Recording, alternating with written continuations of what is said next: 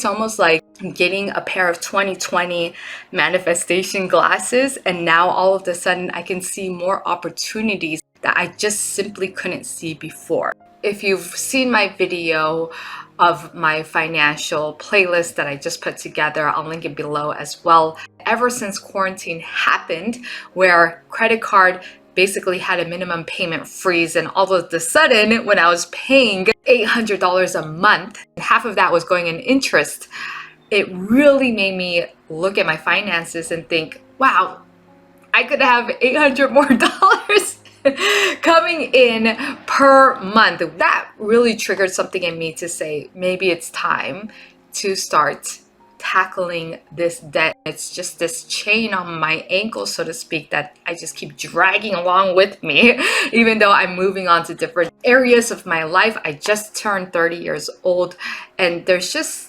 things that I would have never thought before that I'm now thinking about in terms of security, safety, what I want for the future. I'm thinking a lot more long-term than I used to before. Coming back to Los Angeles, I was in Canada just last year. It's just a different vibe. It's a different energy. And it's not just because of everything that's going on in the world. It's just I'm a different person. This morning, I was just listening to one of those motivational things, and Oprah's saying how do not hold yourself hostage to who you used to be. And that really resonated with me, because who I used to be was a little bit more chaotic, a little bit more I'm going to be here, I'm going to be there, and just all over the place. And the privilege that I had to do that, because I do realize living in America, I have opportunities that people don't have. I know, especially not only living in America, but living in LA. I mean, I was on set when I was 12 years old, the first time I was ever on film set. And that's something that I realize other people can't fathom. Lately, I've just been having a lot of DMs coming in through Instagram or people emailing me in college who are women, and sometimes they're halfway across the world in Asia. It's inspiring to me to message me and say, hey, I really like this one video. It really inspired me to do X, Y, and Z. And I'm thinking to myself, that's not because of me. That's because you interpreted that video to actually take action. And most people, they don't take action after a video on YouTube. Let's be real. It's because of you.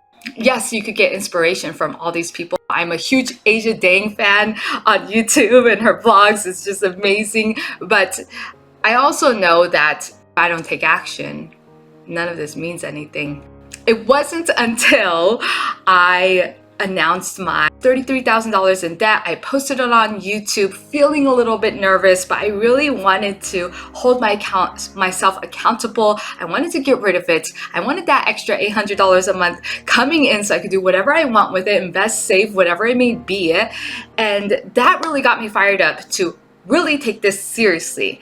Now, I will say, after I paid off the $4,300, I felt so empty and almost defeated, because I worked so hard to be able to make an income like that. I mean, just last year, I barely made, after deductions and taxes. Let's not even mention taxes, because I got double taxed in Canada and in America. All right, so I don't even know after all of that how much it would be, but I would say I was living on less than $30K a year. So not much. Granted, I did have certain advantages. My cost of living was it was pretty much nothing. Food was practically provided for me. So there were things that, although I wasn't making a lot of money, I was also not spending too much. So it kind of equaled out, but there's nothing like making more money. It's going to help whether you're trying to save, invest, etc., etc. And even during that time, I was still investing into my retirement. That's my one long-term thing that I've been doing. I made more money after I decided to post that video and schedule it into my YouTube than I've ever had before. And I could blame it on my money organite. I made this crystal money organite to attract more money into my life. The reality is, posting what I'm going to do and my debt all of a sudden attracted more money to me, and also all of a sudden made me really, really look for money that's already there. It may not be the most ideal money. It may not be, oh, this is the exact way I want to make money. Being a contractor to be into social media is not where I ultimately want to be. And it's just one of those things. I didn't realize how many high income skills that I have. I also do side hustles. I also do babysitting. I also have pet sitted a cat recently. I've been flipping stuff actually online, and just all of these things combined has been making me more money than I've ever had before. All while, to be honest, for the most part, I'm having a lot of fun doing a lot of the things. For example, flipping doesn't make me a lot of money. However, it's a lot of fun. I genuinely enjoy it, but I also know I only enjoy it because it's just a little thing that I do. I wouldn't like it if it's my full-time job. So don't suggest that I do it full-time because I know I would hate it.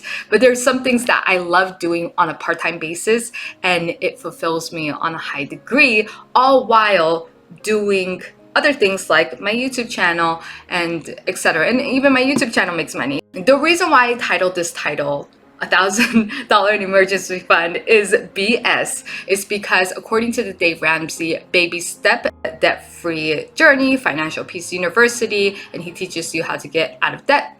Baby step number 1 is $1,000 emergency fund.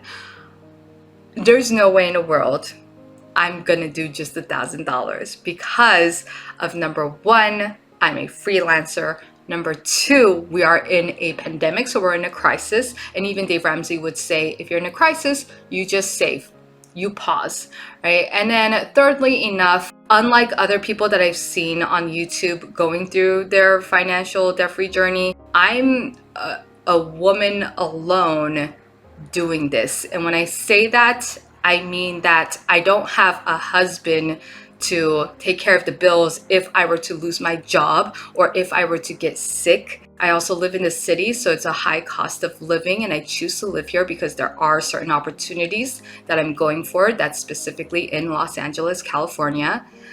So there are certain things that I need to consider, and $1,000 simply just not enough for me. Right, so for me, I have $4,000 as a little bit of a cushion, and even that makes me really, really nervous. So I'm deciding in the month of August, I'll even it out, round it out to a nice 5,000. So that's what's going on right now. I encourage anybody, especially if you're like me and I don't financially rely on somebody else to take care of me or lean on. And if anything, I have donated money to people just so they can stay afloat. If you're in a position in which you are the person you're relying on financially to keep going, to keep living, to feed yourself, to shelter yourself, to make sure you can keep working, taking care of your health so you know that you can keep working, or saving enough money where if something were to happen, you can rely on that. I mean, go ahead and do everything, even if you have to pause on your debt-free journey. Pause on your debt-free journey just to make sure you could get your health in order. For me, dentistry, and beef up your emergency fund a little bit more. I'm hoping I could put in more than just $1,000 more this month. It really just depends on my dentistry. And if oh, by the way, my dentistry will cost, this tooth will cost me $1,600. And so if I don't do it this month, but I am hoping I will, then I'll also put that $1,600 towards my emergency fund again. But even with the dentistry, I know I can put at least $1,000 towards my emergency fund, and hopefully more. I could probably squeeze out another $500 and hopefully another $1,000 if I can. But we'll see, because I did have a loss of income in July, and that was $1,500. So $1,500 is gone and I don't have it, so to speak, but I'm working hard to gain it back in some other way. Literally, I have been working on flipping sales because that's just something I know how to do, and certain things I know how to flip. And so that's what I've been doing as well that's been working out. I don't know if I'm going to make $1,500 doing that, but we will see, because sometimes that happens. It really just depends on the market. People aren't buying as much anymore, but the great thing is people are selling, and they're selling really cheap, and they're getting really desperate. But it has been a clear struggle after paying off a good chunk of money towards my Amex, $4,300. I really just have this overwhelming sense of loss, to the point where, I said, I feel like I need to reward myself. I feel like I need to treat myself. So I bought this little Glam Glow mask, and on Poshmark, so it was discounted. So usually it's $60. I bought it for $15 plus shipping, so it became $20. And surprise, surprise, of course, because I feel like these things happen just like when I started to pay off my debt or decided to make that video, all of a sudden I'm making more money. I decided to reward myself, and all of a sudden, and I want to show you because this is so crazy. Look how much free Glam Glow stuff I got. And I'm not gonna say who gifted it to me, but the point is I didn't buy it. I didn't buy it. And it's just crazy, because so now that's my reward. I get to have all of these facial masks, and it's gonna be fun. It's gonna be wonderful, and I can't wait. And I don't talk about manifestation very often, but I will say that when you set an intention in your life and you put it out there, even if it's negative, like paying off debt because it's negative or perceived as negative, when your intention is, okay, but I'm going to pay it off. I'm going to do whatever it takes to pay it off, and I'm going to tell everybody, and I'm going to hold myself accountable. Comment below if you need to shout it out in this comment below. When you put that intention out there, I just feel like even in this pandemic where people are feeling a lot of scarcity, I don't know, but it comes back, and it may not come back in the time frame that you wanted it to, because I wish I would have gotten the Glam Glow stuff before I bought the Glam Glow mud mask on Poshmark. Granted, it was only $20, but still, I really contemplated that $20 just because I just am in this mindset of, okay, I need to save money so I could just throw everything at my debt, and I'm really just pinching. I'm not buying lattes, my chai lattes that I love going to this cafe and buying all the time. Instead, I have my little mug. I don't know if it's around here. No, it's not. Well, my little mug, and I have my Trader Joe's chai latte powder, and then I mix it up with my oat milk. So I've been doing that every day and going on my walks instead of buying it. And just little things that's just been adding up, and I'm very on fire and grateful for. And it's interesting that even after I lose my income, or I lost my income in July, that monthly income is probably the most I made in 1 month was in July, even though I had a loss of income in the middle of it, and they still haven't paid me back. And even with that, I still made the most amount of money in July, the month of July. So I found that interesting, and I expect it's projected that this month will be pretty good. Maybe not as good as July, but we will see. You never know. But I'm just going to keep moving forward with that.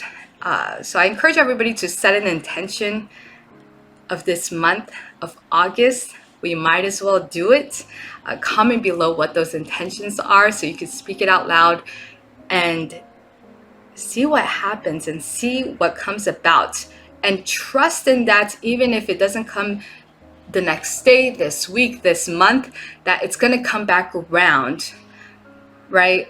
And it's not until you really truly in the heart of hearts believe it that it's going to happen, and also taking the action as if it is going to happen. So it's not like I'm just sitting here hoping money will come in. I'm looking for opportunities to make money, right? It's not like, oh, manifest and sit here in law of attraction. It's really, okay, here's my intention. I'm setting it.